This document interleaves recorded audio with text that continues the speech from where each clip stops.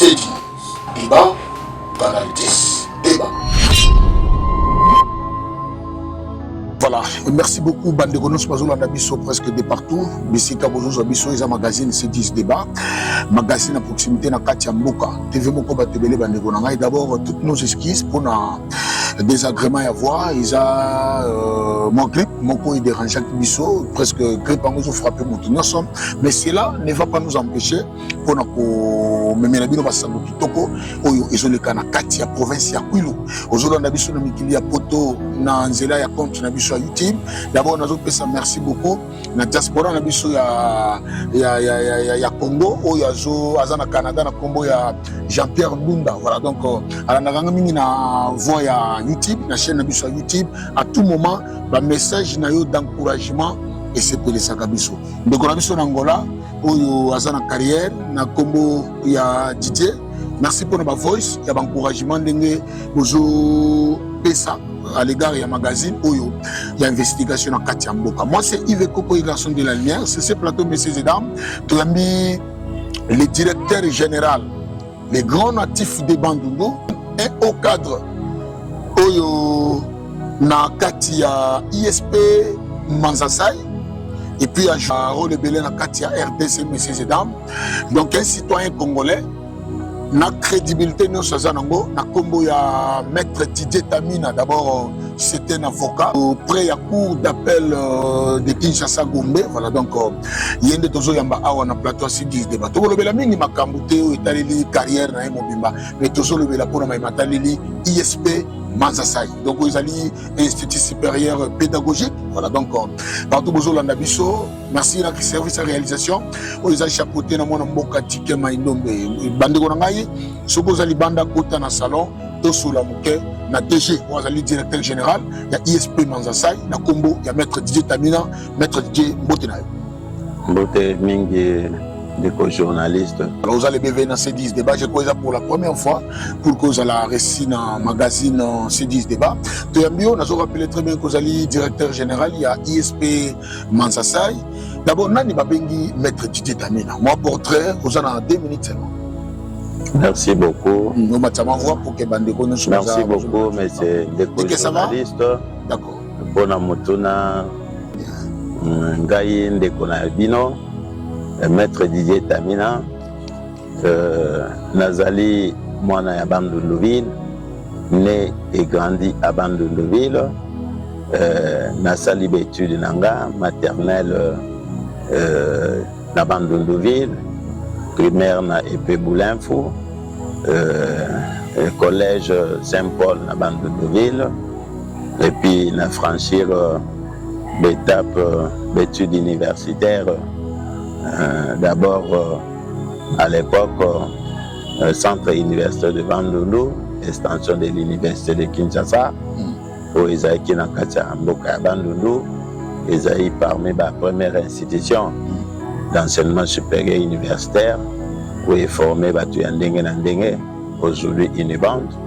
Et puis, fait aussi ce qui, qui m'a beaucoup côté, qui na Unikin, pour na la cycle à licence et aussi ça qui yango avec brio et puis tout côté qui dans la vie professionnelle comme avocat les conseils juridiques dans la société et à la privée et à la société étatique groupe d'associations culturelles et puis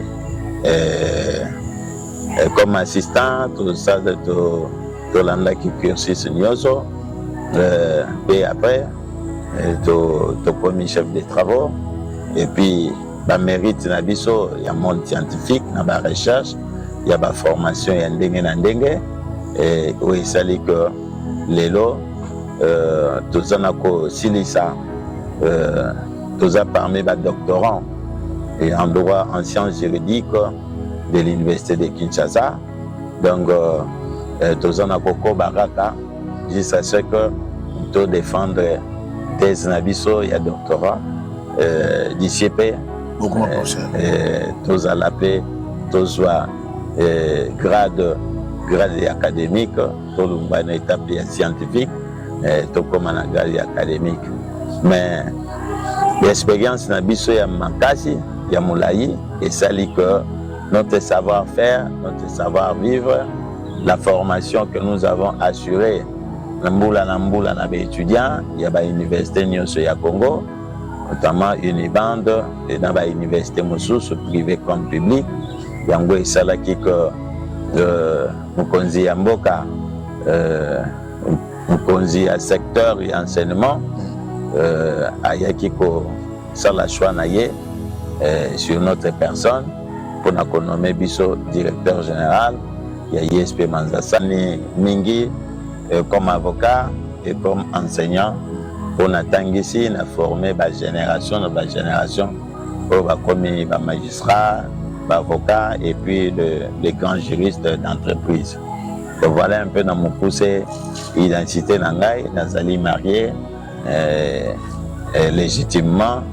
Donc je suis père de 2 enfants. Très et bien. Puis voilà. Voilà. Tu te rappelles très bien que tu as mis le directeur général, il y a ISP Manzasai, il est l'autre jour, il est pour la santé. Donc, politique générale, il y a institution, il y a l'État. Il y a l'État. Eza l'État. Il y a vraiment l'État. L'État est bien. Eza l'État. Eza l'État. Malgré l'État qui parabinoté. Est-ce que l'État qui parabino? L'État qui parabiso, voilà. Très bien. Donc, nazolo ba l'État qui parabiso, parce que Yemuto a créé institution wana, il y a autonomisation, il y a membre du comité de gestion, dont je suis le patron. C'est moi qui chapeaute cette institution-là, comme directeur général. Mais, comme la démarche, l'État a canissé biso déjà, il y a tout ça, l'État a canissé personnel, a canissé institution, ISP Manzasai, pour na copier sa biso makoki, parce que la réalité dans le milieu rural, et zali moi pas si ben infrastructures socio-économiques, les problèmes de route, mais malgré cela, tous on a ba bâtiment na biso, loyo tous ça de Dakar, mais ba biso biso le foot là. Tous on a momentanément na nous, mais ba bâtiment BAT, et oyo ba konzi ya secteur na groupement ba pesa kibiso, mais déjà ba pesa kibiso pe terrain, ya monene. Oh, déjà, Salongo et Zosalema, moyen de bord, on a déjà projeté la construction. Vision Ezali, Yakotonga. Bandegoranga, merci beaucoup. Toujours rappelé très bien que tu as mis mon amboka Didier Tamina, le maître Didier Tamina, les doctorats. Donc, Azali directeur général, il y a ISP Manzasai, toujours sur le Laboké Bandegoranga. Tu as expliqué que Congo RDC, ils ont Kinshasa, ils ont Villa Bandundute, ils ont Luala Bate, mais Congo RDC, ils ont Bagata. On ne peut jamais parler du Congo, ce qui Bagata ou bien Manzasai et Zade. Parce que nous avons constitué Congo RDC. Ce qui peut être moi tout, na ba milliers riro. Bon, comparé avec la réalité, ils ont salamakuna. Imaginez moto ya vivre mingi na capitale, mais en dimi ko servir population na ye. Alors oui, le Congo est partout. Na ndimi na kene ko servir population nanga bisika oyo ba konzi ba tindinga. Dans le degré de respect. Alors, bon état de santé à ISP. Manzasai. Batobele bazolanda ona ba konzi bazolanda yo, surtout si notre compte YouTube. Bazolanda presque de partout. Merci beaucoup pour la mutuna les journalistes. Très bien.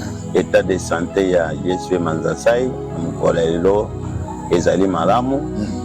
Malgré moi malgré Ngungu, Babengaka na Falansa, ba défi, ezanga kate, défi et cause à la peine à Bomoto, l'esprit et cause à la c'est un monde nyonso ceux qui est un monde qui va ignorant que biso pour toza banganga mayele to commune à milieu wana en tant que citadelle il y a sagesse milieu il y a formation pour transformer la société voilà to qui copé ça oyo nyonso tozwaki comme lokola mateya na université na formation ya ndenge na ndenge toza na komettre toza na kotia ordre ezala mpona enseignement ezala parce que si je parle l'enseignement je vois la forme et les fonds ezala banani bazotangisa et puis matière nini bazotangisa donc comme c'est une institution d'enseignement supérieur à caractère pédagogique et scientifique donc toza na kopesa corps et âme pour que makambo nyonso ezala à jour. D'ailleurs ozomona malgré ba défi ya mike ezangaka te mais touti ko organiser pour la deuxième fois collation de grades académiques. C'est pour la deuxième fois. Déjà pour la deuxième fois. Très bien. L'année passée quand même tozalaki na moi ba koko so ebele mais cette année tosali vraiment effort ya kozala na kati ya instruction lokola madame la professeure ministre Marie-Thérèse Safi, notre... Est-ce que respect à calendrier Salamaki na ISP Manzasai? Les a qui respecté parce que les 13... il y a clôture, il y a année. Oui, le 13 septembre, ils a qui date, il y a clôture. Et puis, biso Tokolaki, to clôturaki année, tel que prévu, dans l'instruction, conformément, parce que biso Tozawana, on a veiller sur l'application de lois et des instructions dans les textes légaux et réglementaires pour régir enseignement supérieur et universitaire. Vraiment, dans mes petits corps et âme, yango bokomo na milili l'image ezali parce que TV za radio to yoka ono culture bato bautaki double cérémonie salamaki mais image ezate ba ezali ebele donc ezaki milulu ya makasi ko bato bautaki bamboka na bamboka mpona koya kotala bilenge oyo basilisaki oyo topesaki bango bagrade selon bafilière nyonso oyo eza organisé na kati ya ISP Manzasai. Donc voilà un peu de mots l'état ya santé ya institution oyo naza na kokonza comme directeur général. Très bien. Est-ce que bayambaki bien population yambaki bien bana no étudiants bayambaki bien et puis ba collaborateur na yo zala Clair TV za radio te ozo lancer message bazolanda yo? Tout à fait, tout à fait. Nazaki bayambaki nga malamu Makamunyo c'est les Kanaki bien malgré que c'est un milieu rural mais comme un militaire sur les champs de tir donc j'ai reçu la formation universitaire donc peu importe les milliers ata ya ndaku yesobe ata ya nene je me suis adapté na rythme de cette vision nanga eza ya ko transformer non seulement l'ISP Manzasai mais ya ko transformer pe environnement socio-professionnel ou environnement scientifique faire chasser l'ignorance dans le monde wana population parce que kuna en majorité y a étudiants pardon au comment ils a maître école primaire professeur il y a secondaire mais moi défi on a moni la jeunesse nazasir na ba image même na discours politique là j'ai invité les parents puis les partenaires il y a sensibilisation et les kanamakasi pour que jeunes diplômés yamingi parce que le meilleur investissement ils ont une habitude donc la jeunesse bangonyo se peut comprendre que la commune bandeko na bango ndenge balataki bazambala en tout cas c'était vraiment un rendez-vous historique donc epesaki esengo na bandeko nyonso bautaki bamboka na bamboka po baya kolanda cet événement et grâce ya bakonzi na biso ya mboka ezala tata mokonzi na biso ekolo son excellence Félix Antoine Tshisekedi Tshilombo le premier chancelier des universités de la RDC ezala na effort ya madame la première ministre Judith Suminwa Tuluka pona effort oyo azali kosala mikolo na mikolo en tant que patron du gouvernement pour na kota la secteur Nyoso, et puis plus particulièrement, spécialement, na Madame Marie-Thérèse Safi, notre ministre des tutelles, Oyo Azaliko, ko sala fort jour et nuit pour que non seulement que la formation est au même diapason que la formation universitaire, il y a Mikili Mingi, il y a des étrangers. Besoin de nos questions. Merci beaucoup. Nous presque de partout. Tout ça, on a pour fonctionnement. Il y a ISP Manzasai. Les extensions, vous avez des autonomes, vous avez extension à ISP quelque part. C'est tous autonomes. Vous autonomes. Oui. Voilà, donc. Alors, est-ce que vous avez des moyens? Parce que au le dossier transformation, surtout il y a milliers et puis il y a institutions. Est-ce que les moyens sont il faut ça la clair parce que bande gobele bazolanda biso. Ce qui ba moyen ezali ni nous penser pour nous ça. Alors ce qui pas moyen ça mes visions ça ni nous ozo lancer comme message na ba konzi surtout beaucoup plus na yebo l'état oyo afongola ki institution. Merci ndeko journaliste. Vous allez rappeler mon clair parce que bato bazolanda. Na mokolo ya lelo. Très bien. Ben fort na biso parce que ben fort ya liboso. Tu que ça va? Eza ben fort intellectuel. Parce que la vision est d'abord une conception avant que matérialisation et salema. Dans la vision, il y a même institution à l'État et soit l'infrastructure socio-économique qui a malamu, les auditoires et s'adapter à la conditions numériques pour l'informatisation et ça au même diapason que l'université où ils ont na grande ville. Alors mais boye bakaka makambo ya milieu rural ils ont la réalité dans ngopé mais tozana kosenga na surtout ba konzina biso ya mboka on a uti ko tanga tata ekolo maman la chef du gouvernement maman ministre na biso ya yesu pourquoi batia biso maboko pourquoi zolingaka bango pendant que le gouvernement provincial pesali non seulement nazana nzela na yabo on a moni comme si ozo bomba gouvernement provincial charge pe mingo pesi malgré ils a yé moko l'état muto ça mais quand même représentant ya chef de l'état représentant madame la ministre à sa peur on a kata tout à fait na bosana na koki ko bosana bango ata mukolo moko te.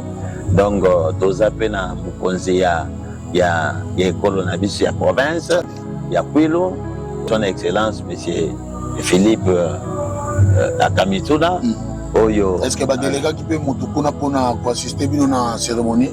Quand même. Il est vrai que parce que il coïncide qui na ba clôture ya collation pe na garde académique na Kikwit.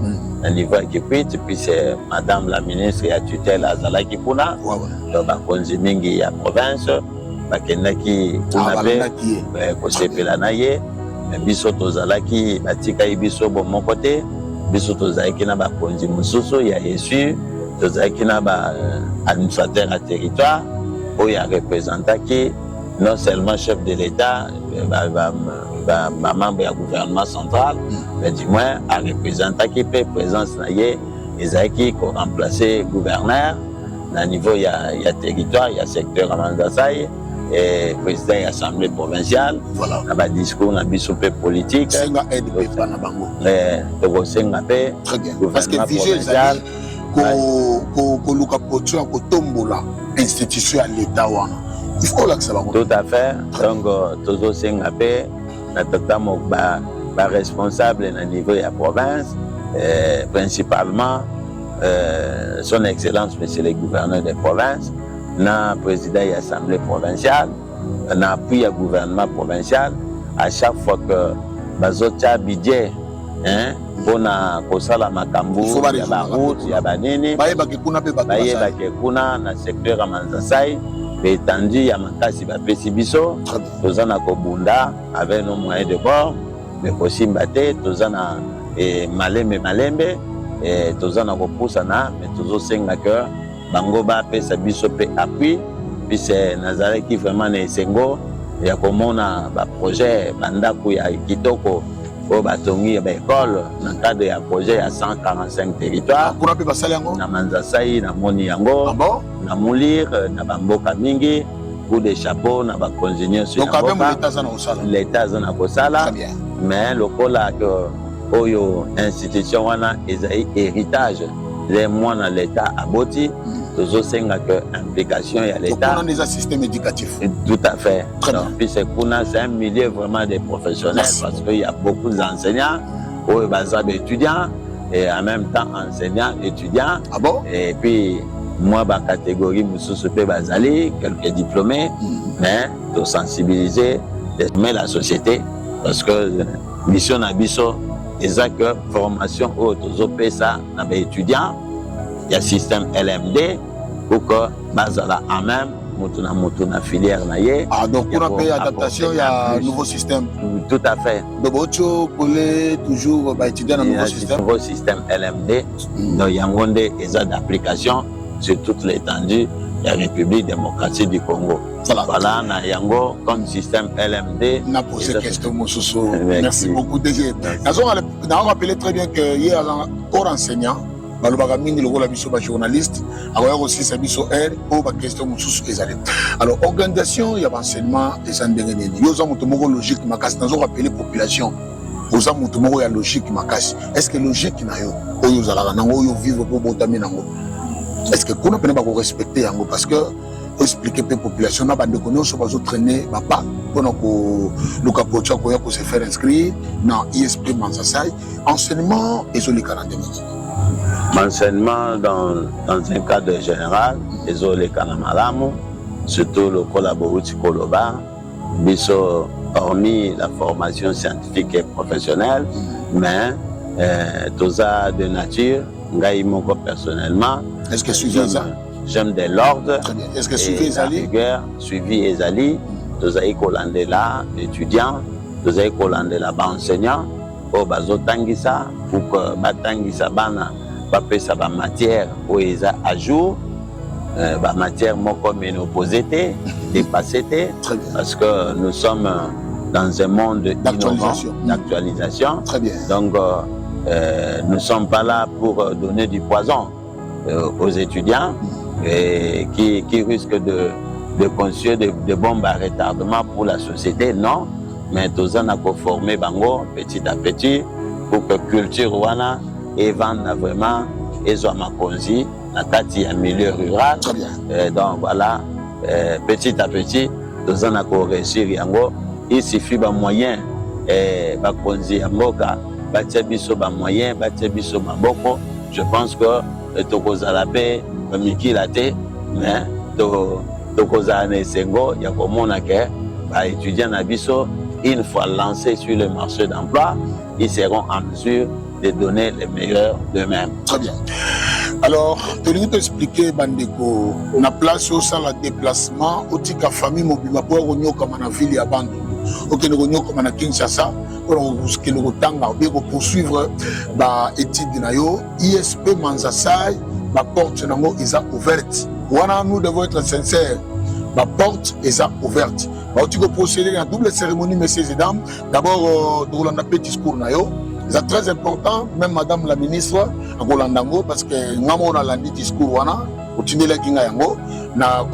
discours très costaud.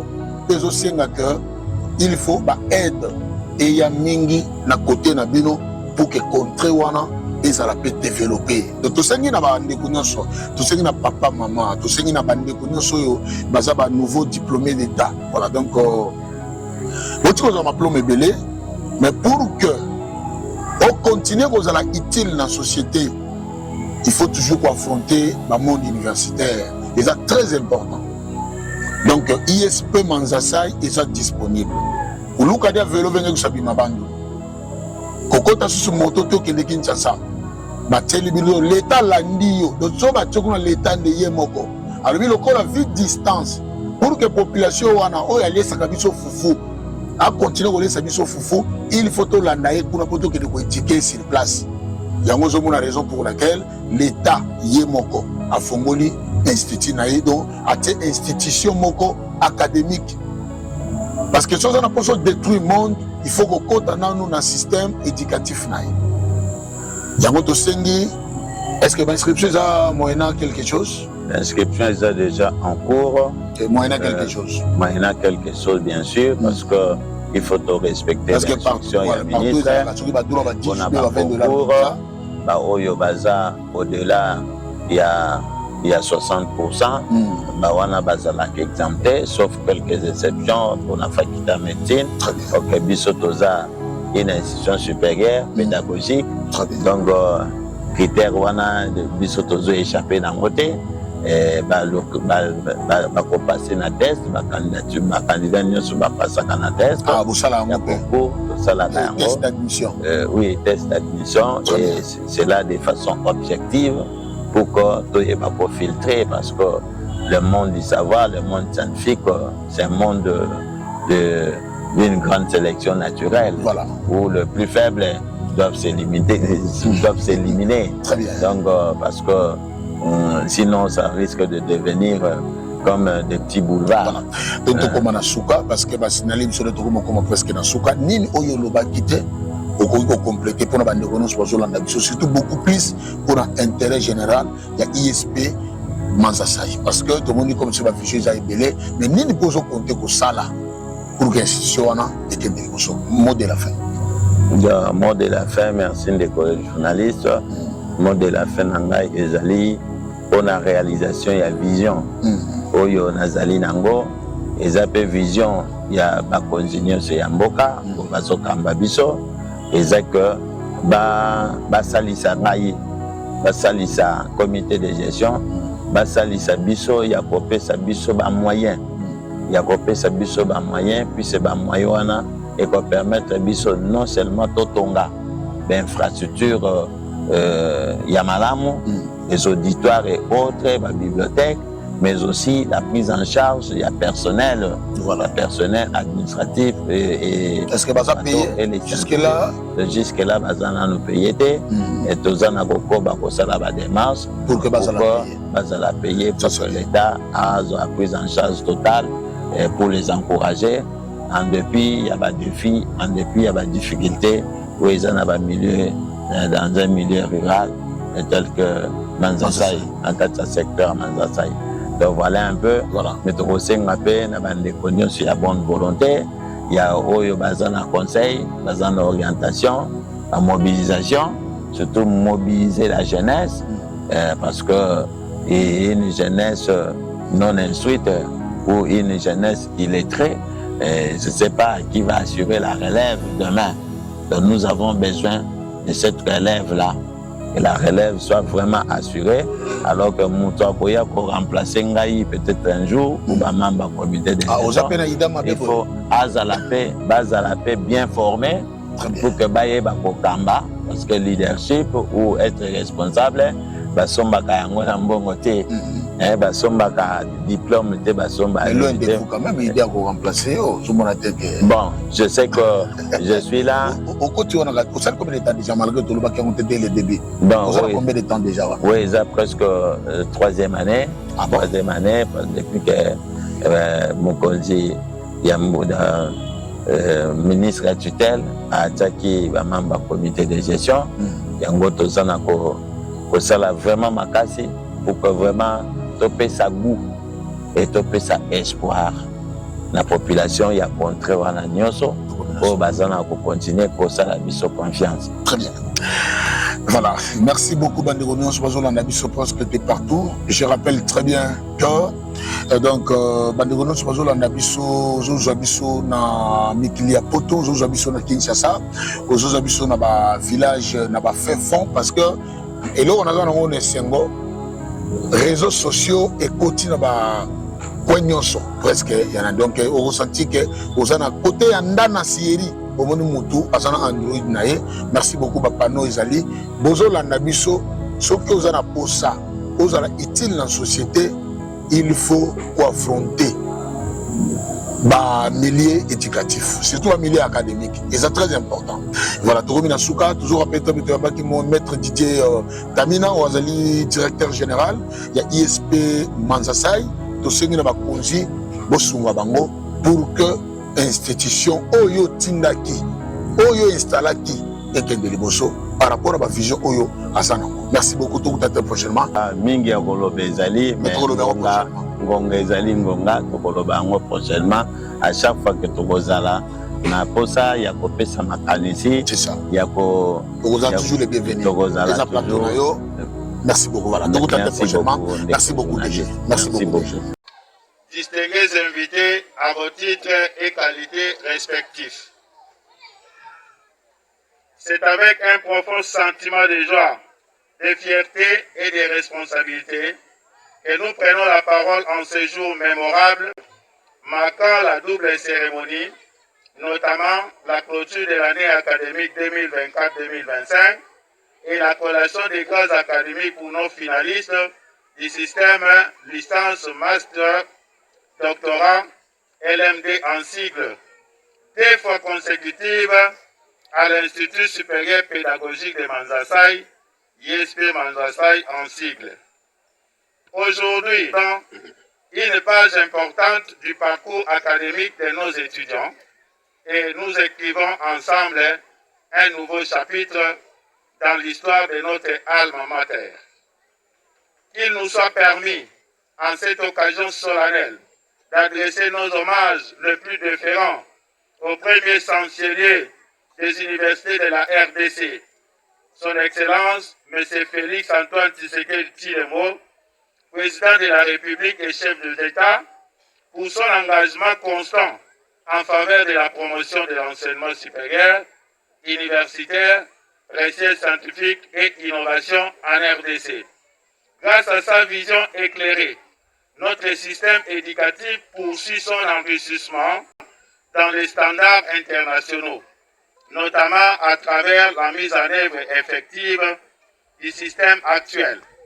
Nos remerciements vont également à son Excellence Madame Judith Soumina Toulouka, Premier ministre, chef du gouvernement de la République démocratique du Congo, pour sa détermination à faire de l'éducation une priorité nationale et pour son soutien constant aux institutions d'enseignement supérieur, universitaire, recherche scientifique et innovation. Nous exprimons notre reconnaissance à son Excellence Madame la professeure Marie-Thérèse Safi Sombo Ayane Mukula, notre ministre de tutelle, pour son accompagnement de proximité, ses efforts soutenus dans la mise en œuvre du système LMD et son souci constant d'améliorer la qualité de la formation au sein de nos institutions. Permettez-nous de saisir cette occasion pour rendre hommage appuyé à notre maître scientifique